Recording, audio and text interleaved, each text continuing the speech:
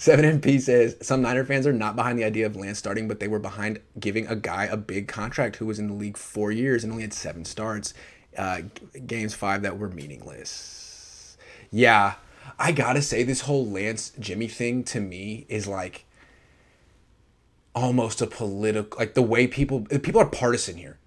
Yes. It's like partisan divide, and it's like I almost feel like a big part of the Jimmy side, not all of them, but it's like Trumpers, and a big side of the Trey side, not all of them, are like Bernieites. You know what I mean? And it's like the kind of rhetoric that people are throwing at each other is that, and it's like, ooh, this is sports talk. We're supposed to be talking about, but it's very partisan. Do you feel that? Yes. Yes. I absolutely do, and I think that it's a true shame because to me, in sports and in this situation, as with politics, the stuff that gets done is in the middle, right? And there's nuance to the conversation. And when it becomes one tribe against another tribe, it's nonsensical back and forth just because I'm on one side. And so for someone who tries to be reasonable in things that they tweet and things that they say, I find myself sort of in between these two sides that are warring with one another and seem to be totally irrational at this point, because it's fair to be behind Jimmy and also support Trey, and to know that Trey is the eventual starter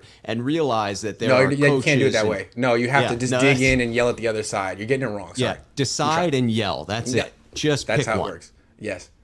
So I feel like what's happening is you're getting like the media kind of naturally splitting up, like the way cable news has. You know, you got to give people what they want. So 50% want to hear that Jimmy's better. Okay, here's the national review of Niners local coverage, and then other half wants to hear that Trey's better. Okay, well here's the MSNBC of local Niners coverage. But what we're seeing now in these preseason games is that Kyle has a dilemma because neither guy's taking this job. Jimmy's like, here Trey, I don't want to do it anymore, and Trey's like, I don't know if I'm ready. I just don't know if I'm ready, Jimmy. Why don't you hold it down for a couple of weeks? And Jimmy's like, I don't have any interest. And Kyle's like, oh God, should have taken Mac Jones, huh? Should have just taken Mac Jones. Probably should have taken Mac Jones. I don't know. But you're right about that, though. People were all in with Jimmy after like 2 seconds. But now it's like, I don't know. We're going to need to see about 4 or 5 years of Trey Lance coming in just doses before we make it. Yeah, you're right. Okay, good question. We need Grant to push for a new right guard. I got an idea. How about Javon Kinlaw? Just saying, I think he'd be a good one. People don't think about it, back in the day, everyone played 2 ways. Yeah. And a lot of these big time athletes could play a lot of positions. First round pick. Hey man, if you're just a run stuff and 2 down, he could become a pass rusher. But if you're just a run stuff and 2 down nose tackle, you might make more money playing guard.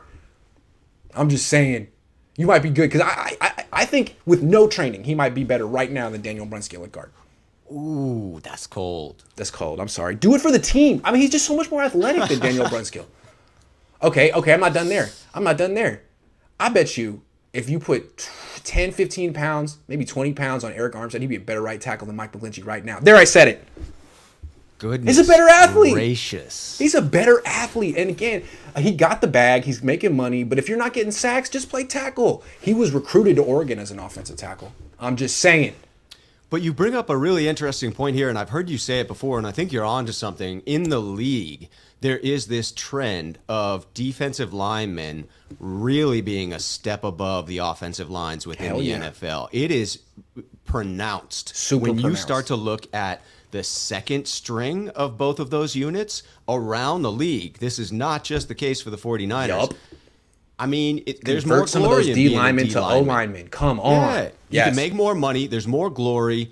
It's a more rewarding the team type needs of. You. Yes. Yeah. Seriously, Javon, I'm saying you might want to think about it. Do both. Who does that? You'd be a legend. A legend. Armstead too, man. For the good of the team, play right tackle. That would be a good offensive line. You got Trent Williams at left tackle, Tomlinson at left guard, Mack at center. Forget Mack at center. Nah, he's old. Darian Daniels. Let's put Darian Daniels at center, okay? And we're going to put Kinlaw at right guard and Armstead at right tackle. That's what I'm talking about. Now we got an offensive line. That's fantastic. Can we get Mostert to play free safety? Hell yeah. I love that. Love it. Someone who can catch. Sorry, Jimmy. I love you, Jimmy. Sorry. But that's the thing. Like Jimmy, when I had him on my channel, I got to be an asshole. He was saying that he's played defense his whole life. And I was thinking, yeah, because you can't catch. He respected that aspect of your game, Grant. You think I was going to stop being an asshole because you were on my show one time? No. Absolutely not. He dropped a pick the other day. I was like, come on, James. Like in Madden, where they rank skill sets, for you as a commentator, as a journalist, your asshole rating is through the roof, my friend. Thank you. It took a lot of years of practice. I gotta say. Russell says, I figured it out finally. My bad. Theo Von is a stand-up. Just Google the guy. You'll laugh. Okay. You say I'm like him? All right. I appreciate it. Thank you. Rocky Boy 24. Yeah. Stand-up's really hard. I went to a stand-up show in San Diego a couple of weeks ago when I was down there. And it was real small and intimate, like 20 people watching. I was just like, come on, man, do good. Make me, I just see like, I don't want to watch you bomb. This is very, I wouldn't want to be up there. It seemed hard. No. Anyway, don't bomb.